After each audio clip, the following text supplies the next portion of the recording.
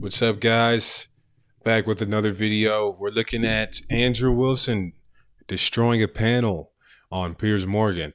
This is a good one because we're going to see this was one of the first sightings. Well, not first sightings ever, but one of the really first sightings mainstreamly of the covert feminist. So the feminist that acts like she's a conservative, but she's really a feminist.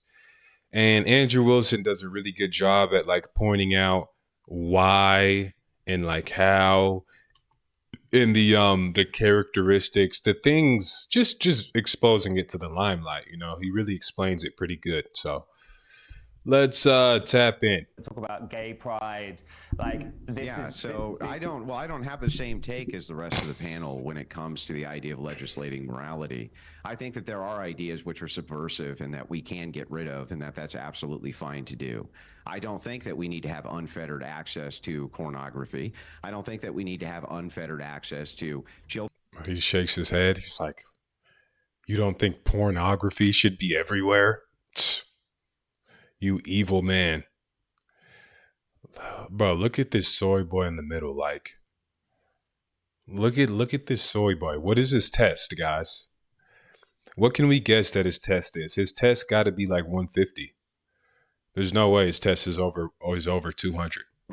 Being introduced to this type of sexuality so young. I don't think that that's necessary at all. I don't think it's an impingement on free speech at all. Andrew Wilson went on Piers Morgan uncensored and absolutely annihilated a couple of woke soy boys, as Andrew Wilson normally does when he goes on Piers Morgan's show. But this one was soy so boy is correct. Piers Morgan pretty stunned, pretty shocked, and also obviously leaving the woke soy boys shocked here. Let's get into this clip where Andrew Wilson absolutely annihilates an entire panel of woke idiots here live on Piers Morgan Uncensored. With it, but for an adolescent like these young kids, I'm seeing kids at dinners when we're at restaurant surfing TikTok while their parents are not even paying attention to what they're doing. Like that right there is a massive problem. And if we got bigger problems than that, buddy. Then this will never end. There will be more series like Adolescence that hit even harder because we're witnessing it in our own lives. Yeah, I mean, Andrew, you seem to be. I agree, though. That's a problem. Some of that. Yeah, it's poison. There's no doubt. It re-scrambles children's brains, and it's very difficult to monitor. Even if you have parental controls, they can find ways around it. At school, they have peers who will assist them in getting around it. You have to monitor it really well. Smartphone technology for my own kids, it was kind of new. I wish that I, in retrospect, had done more guarding against that myself. You don't know the dangers of that technology until children get a hold of it, and then you're left scrambling going, oh man, I wish I had known that this was going on or that was going on, but you have no idea. Now, though, we have a little bit of retrospect, and we know that it's an appropriate thing to do to guide against this type of technology because, yeah, he's absolutely right. It does create all sorts of problems for kids. I'm not sure that gets to the heart of the masculinity and feminine issue, but I totally agree with him that we should be safeguarding our children against this technology. It does seem to be very bad for them. And James, there is pretty well unfettered pornography on the internet available to young men and women, obviously, but men are watching a lot of often quite violent, degrading sexual scenes in these porn clips they're seeing online. None of that can help in the way an impressionable. Yeah, it's no doubt it's detrimental to society, but especially detrimental to younger, children's minds. What's crazy is this is the topic of this, right? The topic that this detrimental, one could argue, relationship with an actual woman. Well, I think it's important not to say young male mind. It's any person's mind, right? Like, I don't think we should victimize men. I can't believe Andrew's agreeing with me. But yeah, it's true. It's awful. I mean, I genuinely don't think people should have phones until they're 16. It's almost like we just agree with the truth. It's almost like we don't get triggered and just disagree with everything somebody says. It's almost like we're just like after the truth. Shouldn't have. Well, Australia's done that, and I'm not against it. Yeah. The smartphone ban till 16. I mean, it's terrifying. Why not? You can't go on air on TV and say whatever you want. Like, I know you're pretending that you're uncensored, but you couldn't sit here and say pretending whatever you want. Well, not really, Piers, because Yes, I can. if you said something that incited hatred or racism or a terror attack, I wouldn't want to you would say be that. arrested. I wouldn't but want- online, Why would I want to incite I'm a not terror saying that you attack? want to. I'm just trying to make a point. Online, You're saying I can't say what I want. Online, I do not anybody- want to incite a terror but attack. if you did, I'm you allowed. are allowed- Just to be, you're raising an interesting point about censorship. Yeah. We're uncensored because I would not want. I don't say anything I don't want to say. right.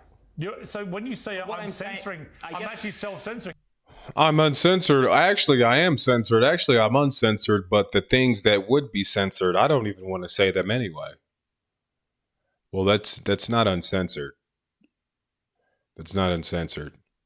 Oh, everything that's censored, everything that's like super volatile, everything that's explosive, I just happen to not want to say any of those things. So we are uncensored. All of my points and everything I want to say just also happen to be politically correct. So we're uncensored. Okay. I'm not. I'm not going to I mean, call you're for a literally terror censoring me. attack. I'm not saying that you would ever do that, of course, but I'm saying that if you did, there would be accountability for that because you are broadcasting to a lot of people. Right. But a lot of people online do not have that gate stopping them from saying horrendous things. And so therefore it can blow up online, excuse the horrible pun, and that shouldn't be allowed. There should be a system in place that stops people broadcasting things that aren't meant to be broadcast to millions of people. One of the problems, Tommy, Toby Young, who's a British journalist, director of Free Speech Union, very, very big in promoting and defending free speech, says Adolescence, the new teen drama, is pro-censorship propaganda, partly paid for by the state. It is now being seized upon by Labour left-wing MPs as evidence we need more online censorship. And that is, of course, you talk about a swinging pendulum. What you don't want to come out of all this is an overreaction and an over-censorship, because that in itself becomes a problem.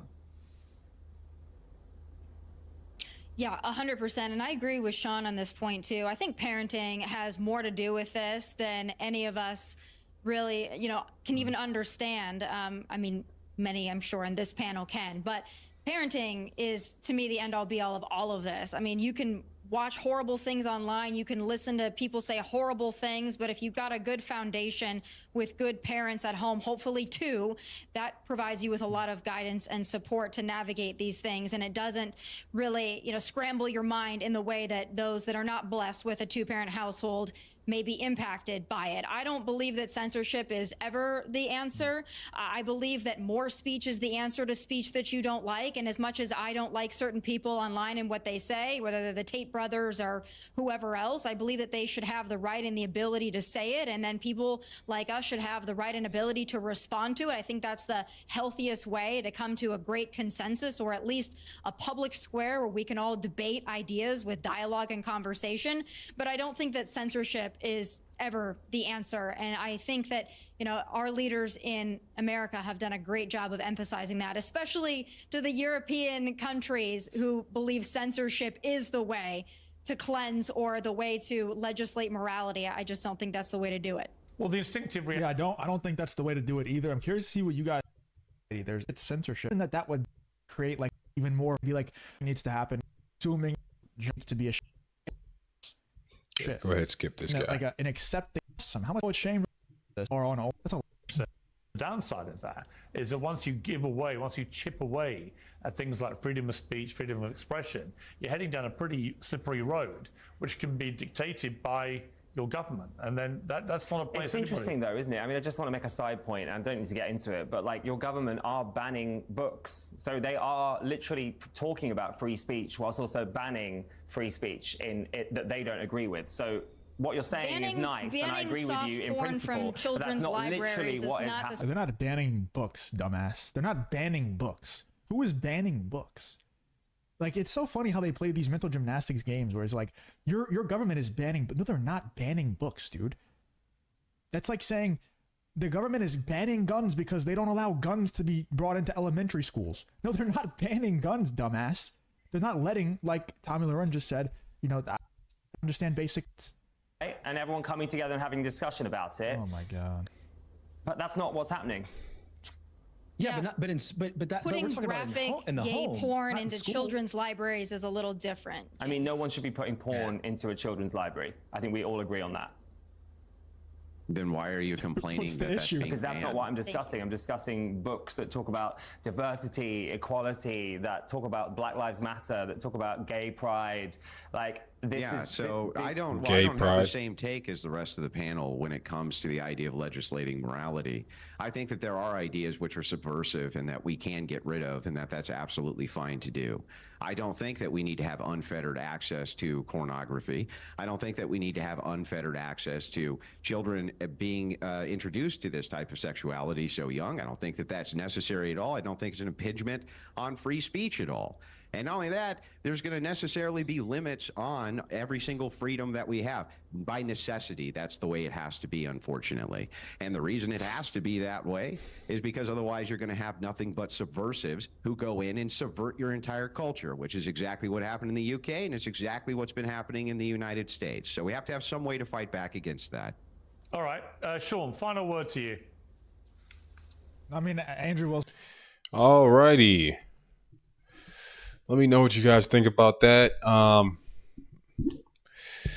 Yeah, I'm sorry we had to watch that Soyboy in the middle, but we do have to see these things so we can identify these guys, because there's just getting more and more. It's not like it's getting less and less soy boys in the world. There's getting more and more.